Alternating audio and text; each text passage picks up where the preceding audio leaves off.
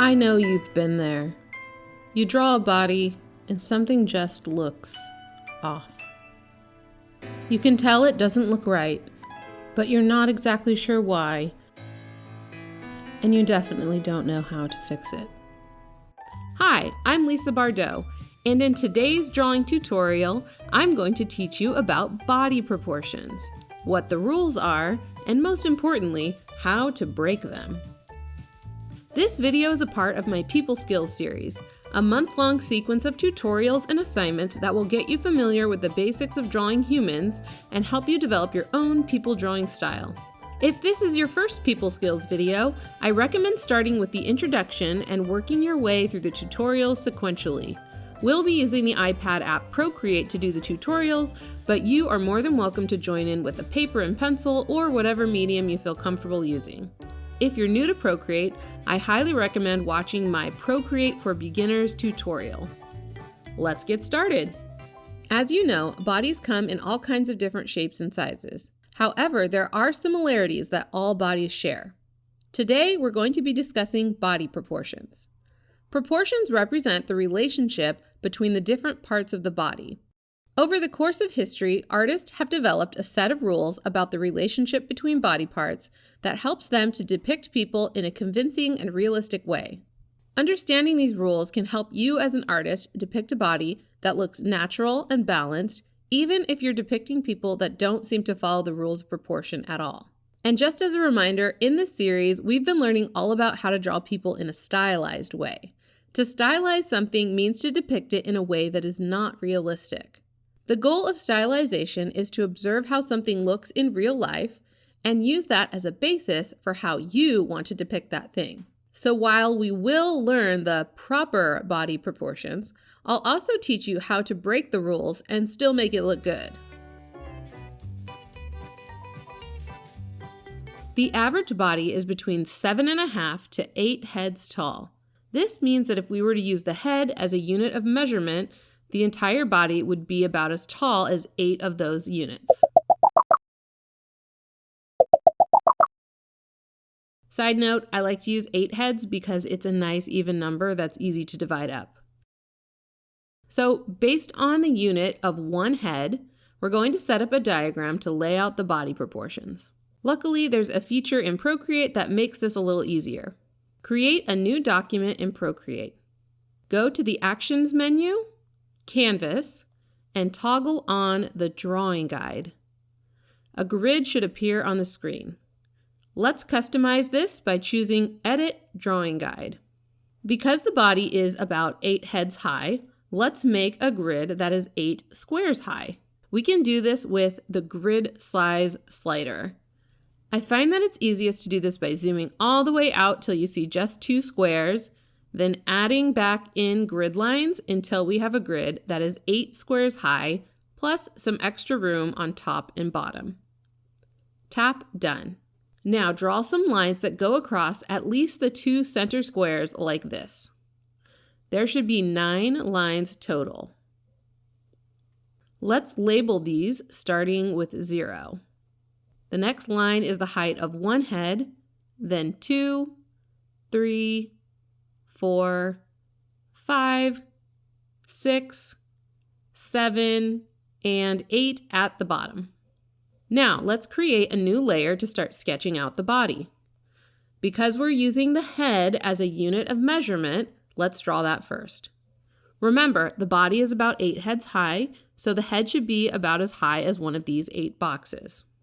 Also be sure to center the head over one of the vertical grid lines. With math, it's always easiest to divide in half, so let's start there. The halfway point is here at line 4. On the human body, the halfway point from the head to the heels is just about at the groin or the bottom of the torso. For now, let's draw a line from the head to line 4. You can think of this line as the spine of the skeleton. I find that it's easiest to draw a body starting with the torso, so that's what we'll do next. The next point of reference is the belly button, which is right about at line 3, sometimes a little lower. At the top of the torso, we have the shoulders. They are about halfway between lines 1 and 2. The shoulder width is about as long as 2 heads, or 2 squares on our grid, so let's draw a horizontal line there that is 2 squares long. Now we can add some volume with some circle shapes. Draw a circle between the shoulder line and the belly button, and another circle between the belly button and the bottom of the spine. Next, we'll add some circles to represent the shoulders and arm joints. Right here, there is a muscle that connects the shoulders to the neck called the trapezius. If your eyes are glazing over, I won't be going over much muscular terminology. I just kind of like that this one sounds like trapeze. The trapezius is going to be a triangle shape. Then you can connect the shoulder joints to the rib cage like this, and then down to the bottom circle to create a waist. And now we have a torso. Let's do the legs next. Draw 2 sideways ovals indicating where the legs connect. Then draw 2 lines all the way down to line 8. These are the legs. Let's indicate where the ankle is. The ankles are about halfway between lines 7 and 8, maybe a little lower. Draw a little line on each leg. Next, we'll mark the knees. The knees are just above line 6, or just above the midway point from the groin to the heels. Now we'll add the arms. The elbows hit right here at line 3 in line with the belly button. Let's add some circles there for the elbow joints. The wrists are about at line 4. Add some lines there to indicate the wrists, then connect these 3 joints to make arms. And the fingertips, when they're all the way out, hit just before line 5. Once you've got this skeletal structure set up, you can add some volume and form using the techniques you've learned in the other people skills lessons about drawing the arms, legs, feet, and hands. Or just draw the hands like mittens for now. Don't stress about the details while you're learning. To learn more about how to proportionally draw faces, be sure to watch my facial proportions lesson in the People Skills series. Okay, so here we have an ideally proportioned body, but if you ask me, this looks a little boring, and frankly, that was way too many rules and steps to remember every time I want to draw a body. So what we really want to do is reduce these rules to a short set of relationships that we can mind when we want to play with proportions and break the rules to make a body that has more character. So let's go ahead and do that next. I'm going to start with a new document. Normally, I don't use the head to measure things. I use my eyes and these relationships I'm about to show you. When I'm drawing a body, I might start with the head, but I don't have to. The body part I usually establish first is the torso. I'll draw a line for the spine and a line for the shoulders and 2 round shapes for the upper and lower parts of the torso. And you can do these circles in any size or shape you want depending on how you want the body to look. For this one, I'll do like a really big upper body, so I'll make that upper circle quite a bit bigger. And then over here on the side, let's do a couple other ones just so we have a couple more examples. I'm going to do this one with like a really big head and a small body. And over here on the other side, we'll do a person with maybe a really long neck and with maybe like a bigger lower body, bigger hips. So we'll make that lower round shape a lot bigger. We'll also add some shoulder joints and leg joints, and then draw in the sides of the torso. I'll also be sure to add some width to the neck and that triangular shape for the trapezius. I'll do the same for my other 2 bodies. Arm joints, leg joints, sides of torso, neck, and shoulders. Next, I'll draw some lines for the legs.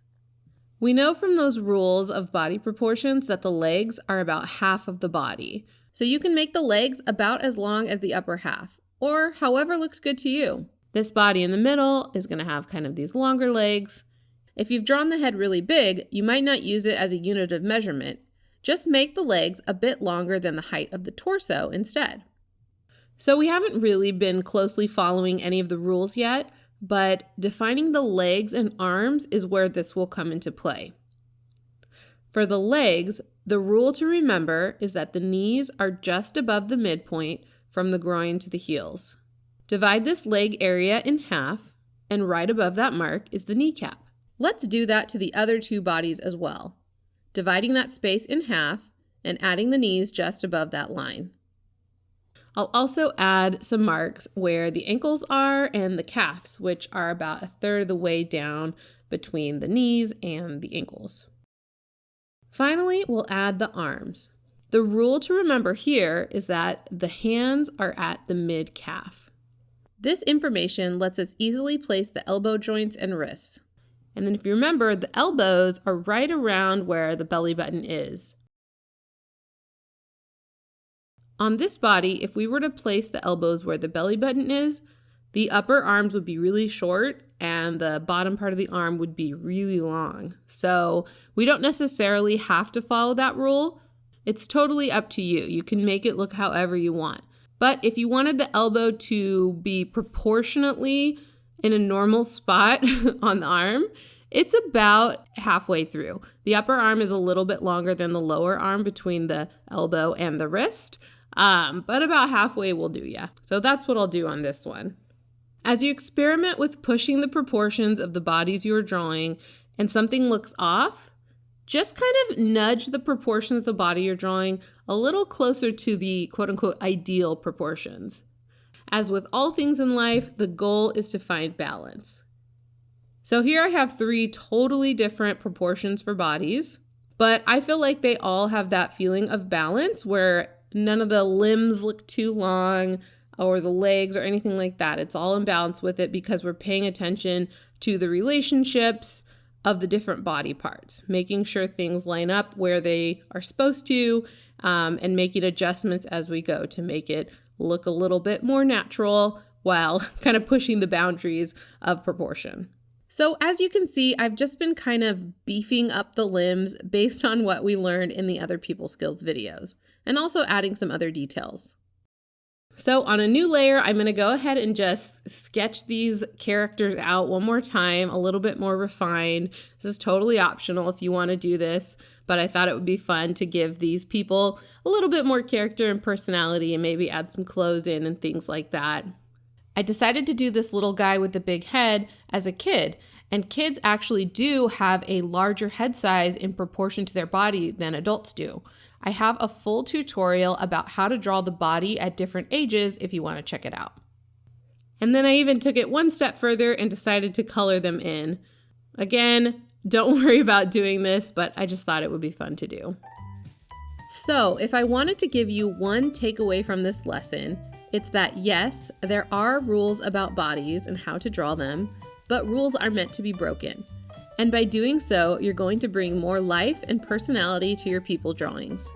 If you try to remember some of the basic relationships the body parts have to one another, you'll be able to draw people that look balanced despite the creative liberties you take with proportions.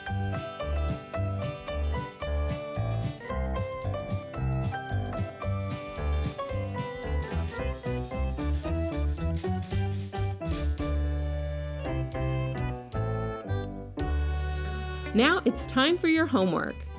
Create a body proportions diagram using the steps in this tutorial. And then on your own, sketch some skeletal figures of bodies freehand. Experiment with pushing proportions and see what happens when you break the rules. You can learn more about this assignment on the lesson page, including a Pinterest board I made of additional resources. Find all that, plus an organized list of all the people skills lessons at bardobrush.com/people. I've put a link in the description. I hope you'll join us in our next tutorial where we're going to put all of this into action by drawing the body in different poses. Be sure to subscribe and tap the little bell icon so you don't miss it. I made people skills as a part of my Making Art Everyday challenge. It's a series of drawing prompts, tutorials, and motivation to help you overcome creative fears and establish a daily art making practice. You can learn more at bardobrush.com/joinMAE. Again, I'm Lisa Bardot, and I help people find their creativity through drawing on the iPad. If you'd like to support me, I hope you'll check out my premium Procreate brushes that inspire creativity at bardobrush.com. If you're posting your artwork to Instagram, I would love to see it. Use the hashtag #BardotBrush. Thanks, and happy art making!